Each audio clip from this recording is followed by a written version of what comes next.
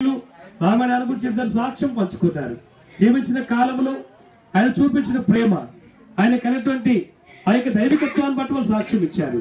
సాక్ష్యాన్ని స్థిరపరచండి. కుటుంబంలో తన భార్యను, తన కుమారుణ్ణి, తన కుమార్తెలను, ఆ రక్తం అందరినీ కూడా ఓదార్చండి. జరిగే కార్యమంతట్లో మీ కృప చూపించి పరిశుద్ధాత్మ దేవుడా మీకు మహిమ తీసుకొస్తారని, మా ప్రయాణం అంతట్లో మీకు అనుగ్రహింపు చేయమని సహకరించిన ప్రతి ఒక్కరిని బట్టి సూచిస్తుంటున్నాం. యేసు నామమున ప్రార్థిస్తున్నాము తండ్రి. ఆమేన్. హల్లెలూయా.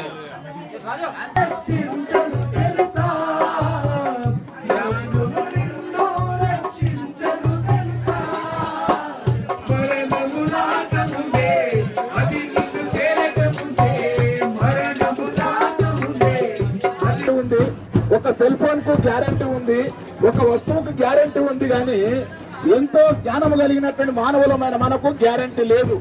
ఎందుకనగా వస్తువు మనిషి తయారు చేశాడు, అలాగునే మానవులమైన మనలను తయారు చేసిన ఒక వ్యక్తి ఉన్నాడు, ఆయన దేవుడు.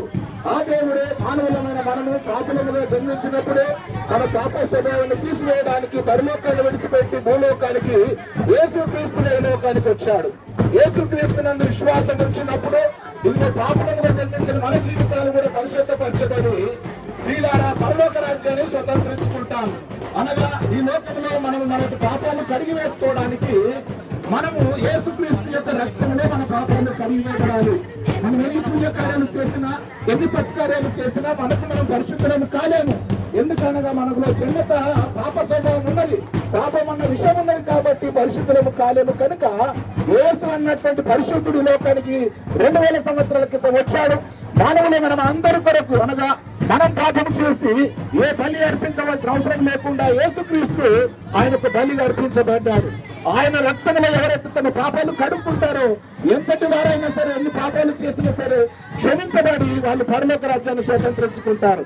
అయితే రాముడు నాయన గారి యొక్క మంచి సాక్ష్యం ఏంటంటే, వారు ఈ లోకంలో పాపిగా జన్మించినప్పటికీ కూడా పాపక స్వభావాన్ని ఒప్పుకొని యేసుక్రీస్తున్న విశ్వాసం ఉంచాడు. ఆయన ఆత్మ ఇప్పుడు నెమ్మది పొందుతుందని పరిశ్రమలో దేవుని యొక్క వాక్యాన్ని బట్టి జ్ఞాపకం చేయబడుతున్నాం. కాబట్టి యేసుక్రీస్తు ప్రభుల వారు 2000 సంవత్సరాల క్రితం ఒక కులానికి కొరకు, ఒక మతం కొరకు మరి లోకానికి రాలేదు. తీలారా, ఇదిగో సర్వలోక పాప పరిహారార్థం ఈ లోకానికి యేసుక్రీస్తు వచ్చాడు. ఎందుకనగా మనందరికీ తెలుసు, సర్వ పాప పరిహారం రక్త ప్రోక్షణల వర్షం తద్రక్తం పరమాత్మ పుణ్యదాన బలియాగం. మానవులందరి పాపాలు కడిగివేయబడాలంటే రక్తమైన చిందింపబడాలి. ఆ రక్తము పరిశుద్ధమైనదిగా ఉండాలి. పాపులము కాబట్టి పరిశుద్ధులుగా ఉండాలి.